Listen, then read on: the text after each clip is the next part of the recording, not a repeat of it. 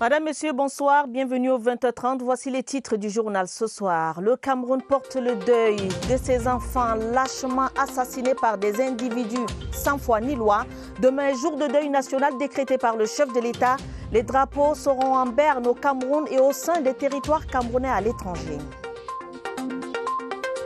Accès à l'éducation pour tous les enfants, handicapés ou non, et resocialisation des mineurs délinquants. Engagement pris au terme du colloque sur la protection sociale de l'enfance ce vendredi à Yaoundé. Évaluation des infrastructures du Chan 2021 à Boya et à Limbe. Les inspecteurs de la Confédération africaine de football, la CAF, viennent de séjourner dans la région du Sud-Ouest. On en parle dans ce journal. C'était les titres, les détails, c'est tout de suite.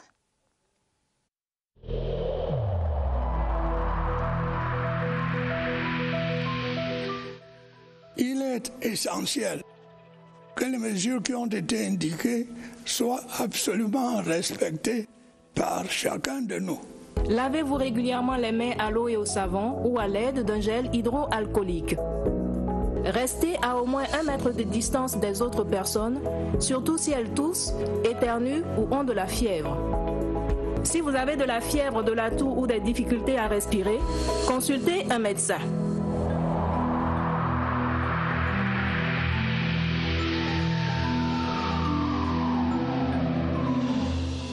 Madame, Monsieur, merci de nous recevoir chez vous.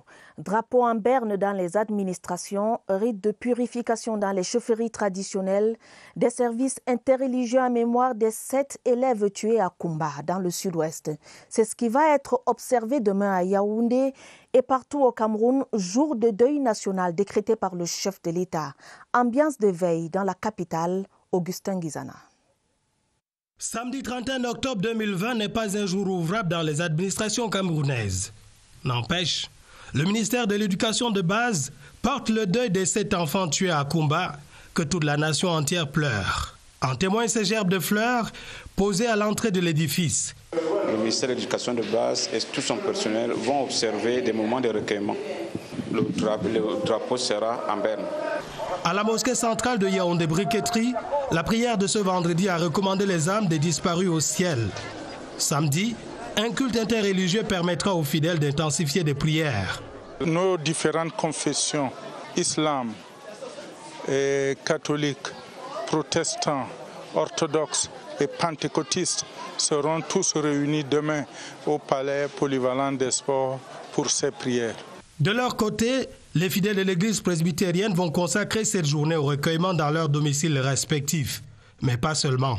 Cela nous amène au niveau de l'église, effectivement, à nous mettre en prière et toute la communauté des fidèles est instruite à la prière. Par exemple, dans le Matthieu, dans le Luc, il y en a les sections que vous priez pour les décès. Touchés par ce deuil national, les organisateurs de l'événement culturel Écran Noir ont simplement et purement annulé la cérémonie d'ouverture du festival. La compassion du gouvernement nigérian aux victimes du carnage de Kumba. Le consul général du Nigeria vient d'effectuer une visite à cet effet. Ibrahim Mohamed Bachir était au chevet des blessés à l'hôpital régional annexe de Boya dans le sud-ouest. Elisabeth Nathalie Son nous en dit plus. Des mots rassurants qui donnent du baume au cœur. Le consul général du Nigeria dans les régions du nord-ouest et du sud-ouest au Cameroun a dit la compassion du gouvernement de la République fédérale du Nigeria aux victimes des tueries de Kumba. Pour le diplomate Ibrahim Mohamed Bachir, les actes perpétrés samedi dernier par ces hommes armés sont qualifiés de barbares et d'inhumains. Au regard des relations diplomatiques qu'entretiennent les deux pays, la République fédérale du Nigeria ne pouvait rester insensible face à cette douleur. Le directeur de l'hôpital régional annexe de Boya, en recevant l'hôte du jour, a dit sa reconnaissance face à cet intérêt. Le docteur Martin Mokake a rassuré quant à l'état de santé des 2 blessés.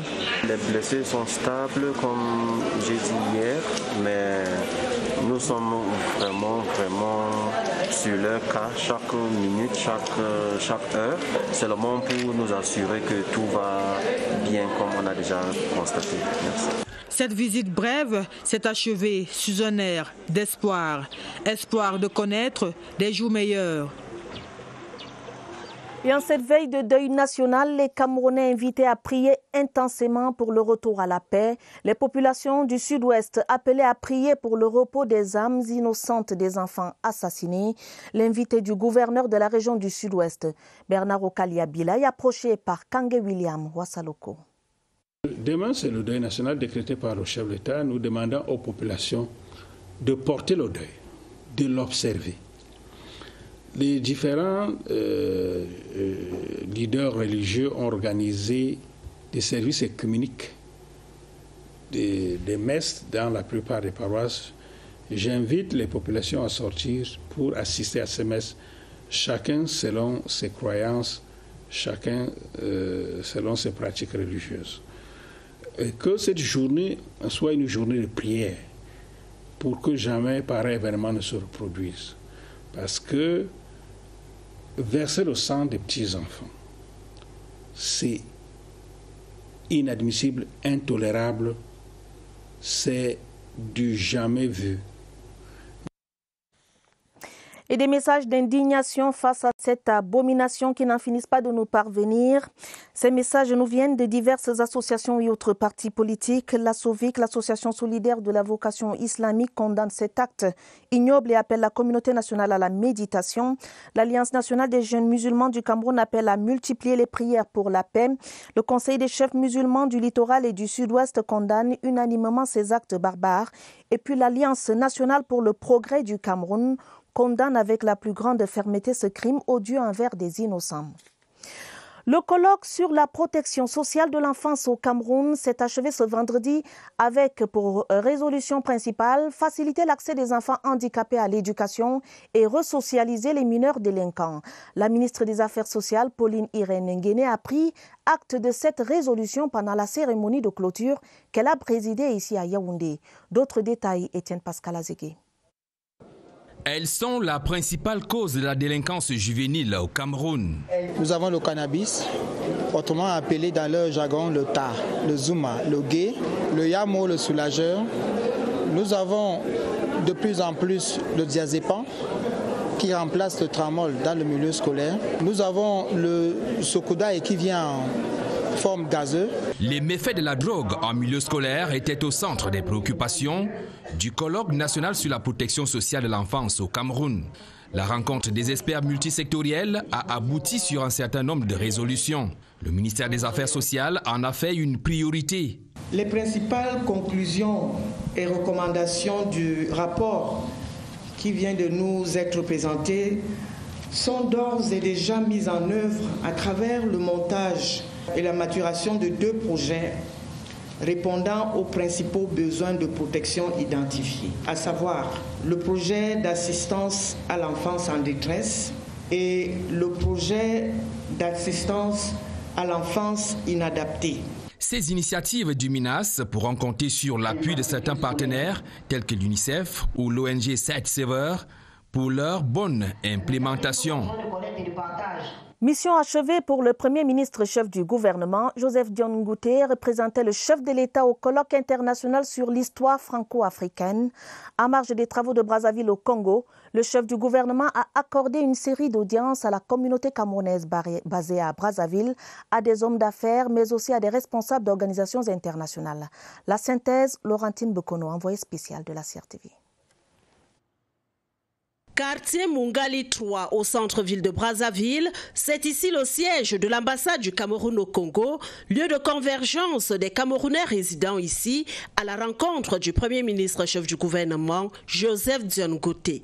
Première délégation à franchir la porte du salon dédié à l'activité, celle des militants et militantes du Rassemblement démocratique du peuple camerounais, représentation de Brazzaville. Dans la ferveur militante, les membres renouvellent leur soutien indéfectible au président national. Ils attirent l'attention des autorités sur l'amélioration de leurs conditions de séjour. Un Camerounais au Congo, chaque année doit débourser 106 000 francs pour sa carte de séjour Or, quand nous regardons un peu les autres ressortissants, par exemple de West Afrique, ils sont à 206 000 francs pour 3 ans. La délégation des communautés camerounaises basée à Brazzaville est composite et kaléidoscopique à l'image des spécificités de l'identité nationale camerounaise. Appel à l'unité, signe du vivre ensemble collectif. On a été très choqués par ce qui est arrivé à Kumba. Les enfants allaient juste à l'école. Et puis on vient les assassiner comme ça et ça nous a beaucoup choqués. Le Premier ministre nous a rassurés que tous ces gens-là seront punis. Tout ce problème du Nord-Ouest ne serait qu'histoire dans un bref délai. Quand arrive la délégation des hommes d'affaires, discrétion absolue. Ainsi sont les affaires. La délégation des responsables des organisations internationales clôturera en beauté ce ballet d'audience. Armand Claude Abanda, président du Forum des grandes universités et écoles professionnelles d'Afrique centrale, par ailleurs représentant résident de l'Institut africain d'informatique au Cameroun, est reconnaissable de cette délégation fêtière, sous la conduite du docteur Lucien Alexis Manga, représentant de l'OMS à Brazzaville. Dans leur mallette diplomatique, la lancinante question de l'obtention des passeports pour les cadres exerçant dans les ONG internationales. Au-delà des doléances compréhensibles, le climat général est à l'indignation suite à la barbarie survenue le week-end dernier à Kumba et au recueillement pour les innocentes victimes. Le livre de condoléances ouvert pour la circonstance est remis au Premier ministre. À la résidence du Cameroun, Joseph Dion Goté aura réalisé l'urgence de la réhabilitation des locaux. Parlons promotion de l'entrepreneuriat. Les jeunes de la région de l'Ouest s'exercent à l'auto-emploi. C'est à l'occasion d'une formation offerte par des parlementaires de la MIFI. La petite école qui vient de s'achever était soutenue par le ministre des Petites et Moyennes Entreprises, Abba Foussam. Poli Wafo de CRTV Ouest pour les détails. Ce sont là des produits made in Cameroun.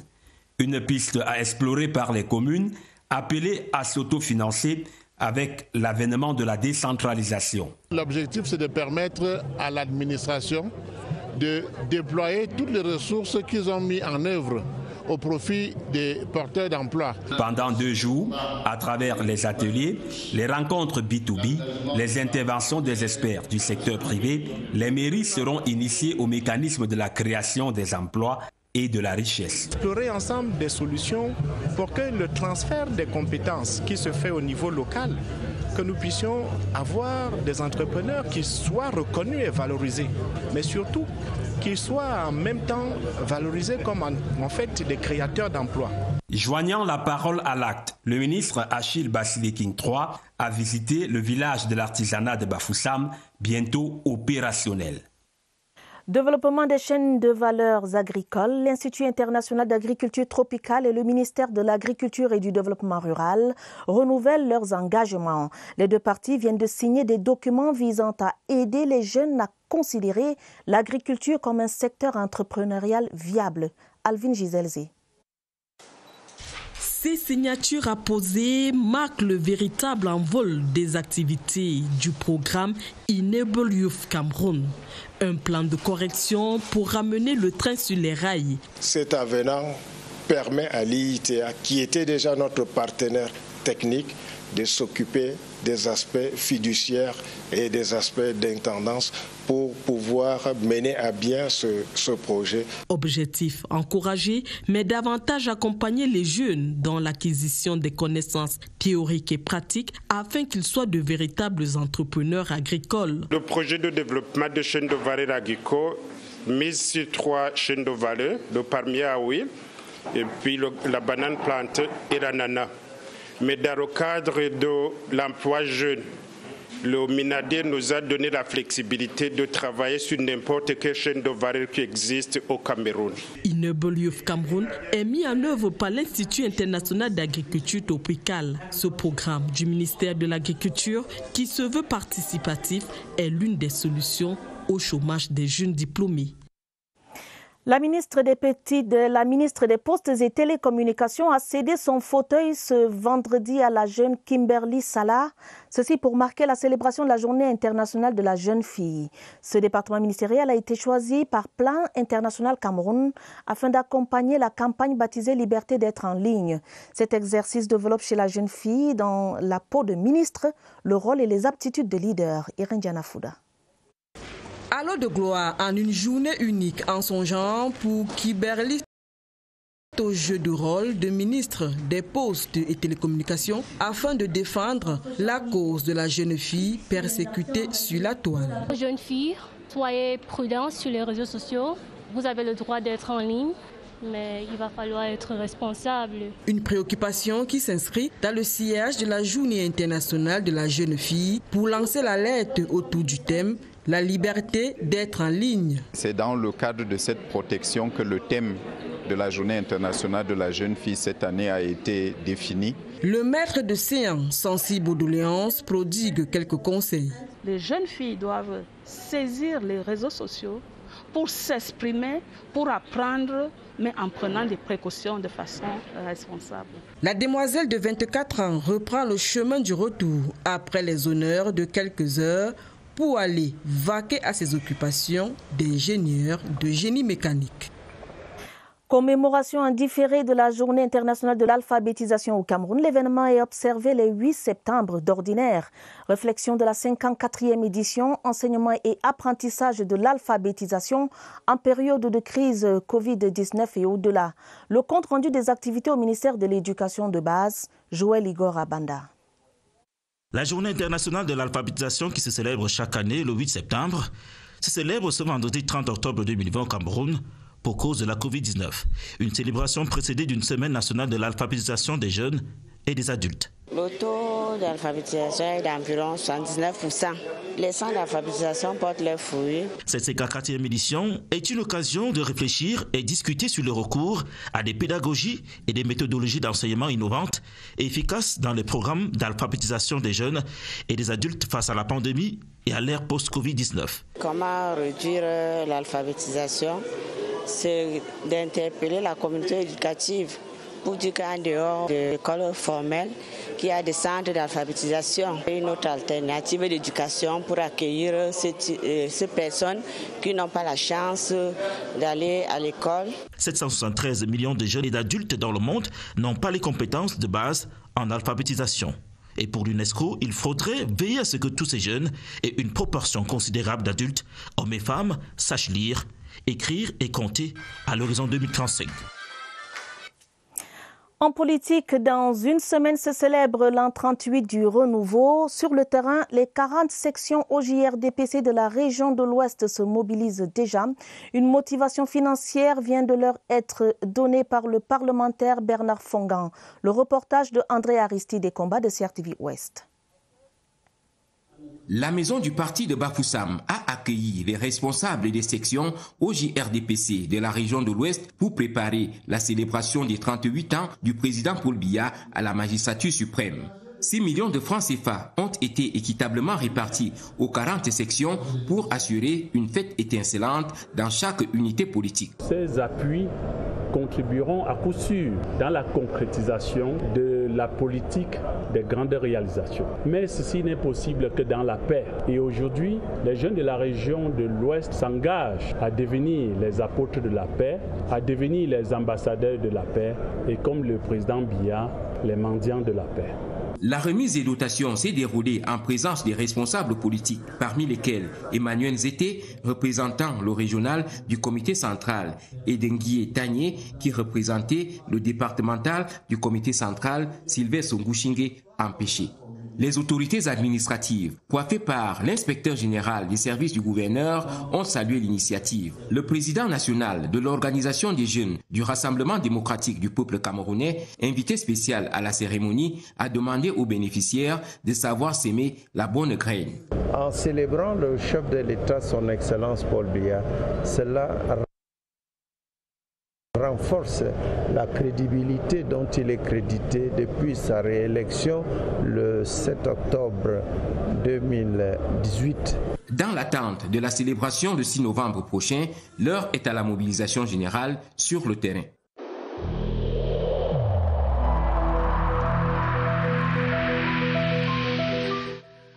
Le port du masque dans l'espace public restera obligatoire jusqu'à nouvel ordre.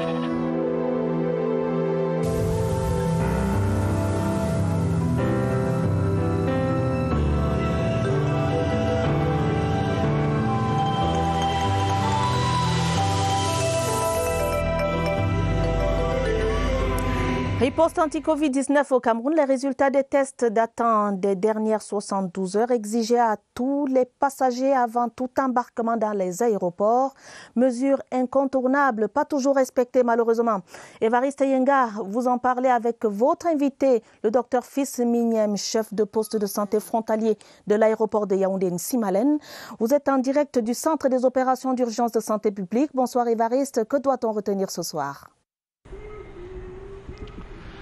Bonsoir à Tabadine Omar, la surveillance transfrontalière nous intéresse ce soir, surtout dans le cadre des aéroports avec ces embarquements et débarquements qui sont conditionnés par la présentation des résultats des tests Covid-19. Notre guide ce soir, c'est le docteur Fils Emmanuel Migniem. Il est le chef du poste de santé frontalier de l'aéroport international de Yaoundé-Nsimalen. Docteur, bonsoir. Oui, bonsoir Évariste. Dites, lors des débarquements, est-ce qu'il y a des passagers qui arrivent, passagers étrangers qui arrivent sans résultat des tests ou avec des tests falsifiés? En effet, la problématique se pose parce que nous avons des passagers qui arrivent de plusieurs pays et qui ont chacun sa méthode d'édition de tests. Et pour la plupart des pays européens, par exemple, nous recevons des passagers qui font des tests qui ne sont pas signés du spécialiste. Alors cela peut éventuellement favoriser les fraudes et à notre niveau la détection est un peu difficile. Mais sinon, nous veillons à ce que tous les tests aient une date de prélèvement, la technique de test réalisée. Et dans cet ordre d'idée, le ministre de la Santé publique a entrepris une démarche qui vise à amener tous les pays qui ont des citoyens qui arrivent au Cameroun à nous communiquer la liste de tous les laboratoires agréés. Et il va plus loin dans la démarche en pensant à la création d'une plateforme numérique où tous les passagers qui seront testés dans les laboratoires de différents pays pourront être enregistrés dans la plateforme afin que nous puissions avoir une interface à notre niveau. Mais dans la norme, c'est 72 heures à compter de la date de prélèvement. 72 heures, est-ce qu'il y a des passagers qui arrivent avec des résultats qui ont expiré ou qui n'en ont carrément pas? En effet, il y a des passagers qui arrivent avec des résultats qui ont expiré et nous avons sur place une équipe de dépistage qui réalise les tests de diagnostic rapide pour ce type de passagers-là. Et je dois dire que les dernières directives du chef de l'État qui nous ont été répercutées par M. le ministre de la Santé sont de tester désormais tous les passagers qui arrivent au Cameroun au regard de la nouvelle flambée épidémique que connaît l'Europe et d'autres pays. Merci encore et beaucoup de courage dans cette activité de surveillance transfrontalière parce que c'est bien la flambée, une éventuelle prochaine flambée qu'il faut surveiller en ce moment pendant qu'en interne les activités de prise en charge, de dépistage et de surveillance de tout ordre sont en cours et avec des résultats déjà positifs. À vous le plateau. Merci Évariste Yenga, vivement la veille permanente au niveau de nos aéroports. Parlons maintenant de cette convergence de vues entre la Cameroun Radio Television et l'agence japonaise de coopération internationale, la JICA, bureau du Cameroun. Convergence de regard dans la modernisation des équipements techniques et de retransmission. Le sujet a été abordé au cours d'une audience qu'accordait le directeur général de la CRTV, Charles Ndongo, à Kagayama Tadashi. Je vous propose d'écouter le représentant résident de la JICA au micro de Charles Ebouné. Justement arrivé au Cameroun, je suis venu ici pour présenter moi-même à M. le directeur général et en plus pour discuter le bon déroulement du projet de don financé par la JICA avec le CRTV. Et donc j'ai aussi demandé à M. le directeur général son soutien et coopération au déroulement du projet. En culture, le festival du Ngwon est le premier élément proposé sur la liste du patrimoine mondial de l'UNESCO, l'annoncé du ministre des Arts et de la Culture, Pierre-Ismaël Bidumpat. Le ministre invite tous les Camerounais à soutenir cette proposition. Laurence Okalia. Fumban ne recevra pas les fils et filles du Noun cette année pour les festivités du Ngwon. Mais les portes de la dynastie sont plus ouvertes qu'avant. Le sultan roi des Bamoun, Ibrahim Bouambouan Djoya, pourrait attendre du monde très bientôt. Ils seront plus nombreux que son peuple, en provenance des 4 coins du monde. C'est le ministère des Arts et de la Culture qui est allé le lui annoncer. Le festival du Ngwon est le premier élément camerounais à être proposé sur la liste représentative du patrimoine immatériel de l'humanité. La particularité du Ngwon, c'est que un festival séculaire, il est le plus ancien. Il faut tout simplement que le peuple camerounais, dans sa globalité, porte ce dossier. Le peuple Bamoun offre des branches de sa culture au monde, mais ses racines restent plantées ici, sur les terres de Fumban. Le Ngwon ne se fait qu'à Fumban, on ne change même pas de ville. Donc même si ça va à l'international, ça reviendra toujours ici, avec les retombées éventuelles que nous pouvons avoir ici. Le dossier d'inscription du festival du Ngwon sera remis par le ministre à l'UNESCO au Palais des Congrès de Yaoundé le 7 novembre prochain. En religion, le monastère Notre-Dame des Bénédictins du Mont Fébé à Yaoundé était le cadre d'un pèlerinage marquant la clôture du mois du Rosaire, pèlerinage conduit par l'archevêque métropolitain Monseigneur Jean Barga. Je vous propose d'écouter son message au micro de Gérard Nandi. Nous sommes ici en pèlerinage sur ce Mont Fébé traditionnel de la Vierge Marie, pour conclure l'année, le mois du Rosaire. Et nous voulons remercier le Seigneur de nous avoir donné la possibilité de faire, à travers le diocèse, un pèlerinage de 4 stations de prière avec les fidèles durant ce mois du Rosaire. Et nous avons prié pour la paix au Cameroun, nous avons prié pour la préservation de la santé de tous les Camerounais par rapport surtout à la pandémie qui sévit en ce moment. Nous avons prié pour ces enfants qui nous ont quittés brutalement afin que le Seigneur fasse de leur sang un sang de martyrs qui est la semence de la paix dans notre pays. Le rosaire est une prière historiquement fondée et chaque pape a toujours honoré le rosaire, lui reconnaissant la puissance qu'il faut avoir pour vivre au nom de Dieu sur cette terre. Une page triste dans ce journal pour dire qu'il a quitté la tour de la télévision nationale pour sa terre natale. Ramsina Bawa était le chef de département de l'administration du personnel à la CRTV et c'est avec des honneurs à la hauteur de ses 33 années de service qu'il a été conduit à Yagua dans la région de l'extrême nord. Le directeur des ressources humaines y représentait le directeur général de la CRTV. À sa suite, Aboubakar Abo, envoyé spécial de la CRTV. Il évoluait à l'ombre des caméras, mais son rôle au cœur de la chaîne n'en était point caché, tout au contraire. Ramsina était selon le besoin préparateur psychologique, confident, ami, tonton et même papa pour les plus jeunes.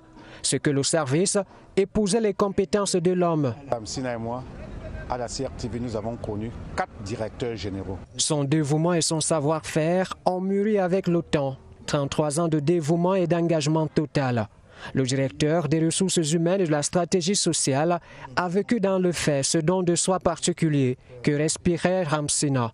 L'hommage à lui rendu au nom du directeur général de la CRTV, Charles Ndongo, a été à la hauteur de la qualité du service rendu et de l'émotion que constitue sa perte. Un homme de conviction, un homme de leadership. Nous avons perdu un maillon essentiel dans notre dispositif. Aujourd'hui, il est à l'imparfait. Le temps du verbe se plie à l'inéluctable évidence qu'il laisse meurtri une épouse et une mère inconsolables. Enfants, petits-enfants désemparés, collègues et amis sans voix. Nous gardons un très bon souvenir de notre papa. C'était un homme bon, très pieux. Et nous sommes sûrs que le Seigneur l'a rappelé parce qu'il a pensé qu'il n'aurait pas dû autant souffrir. Sa terre natale, Yagua, elle, l'accueille et semble crier dans une oraison muette, Ramsina, forever. Les condoléances émises du 20h30 à ces différentes familles nucléaires, élargies, professionnelles et autres. En sport, les inspecteurs de la Confédération africaine de football CAF étaient dans la région du Sud-Ouest, question de faire une évaluation des infrastructures de Boya et de Limbé. Pour l'équipe CAF, les sites respectent les exigences du cahier de charges. Roger Samakiporo pour les détails. C'est une délégation de la Confédération africaine de football, visiblement satisfaite, qui vient de boucler sa visite d'inspection dans la région du Sud-Ouest. À Limbe, l'équipe conduite par Anthony Bafoué a évalué en premier lieu le Limbe Centenary Stadium, un des 3 stades d'entraînement dont dispose la ville de l'Amitié. Le Middle Farm Stadium, dont l'aire de jeu a servi de cadre au centre spécialisé de prise en charge des malades du Covid-19, recouvre déjà sa verdure.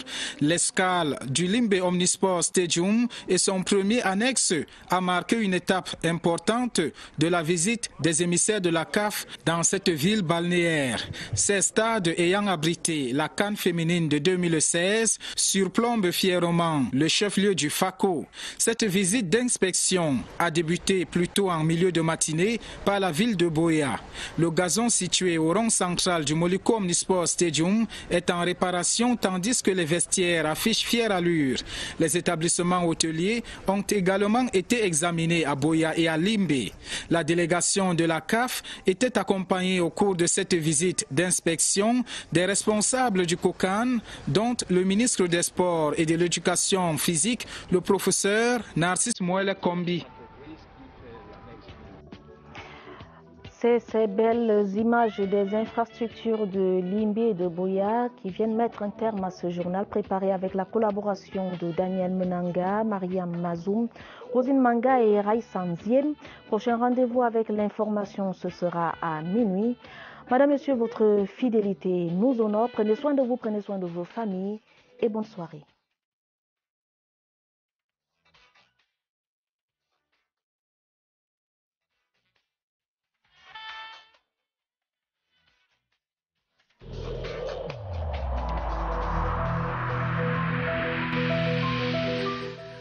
Évitons de stigmatiser ceux qui sont atteints par la maladie.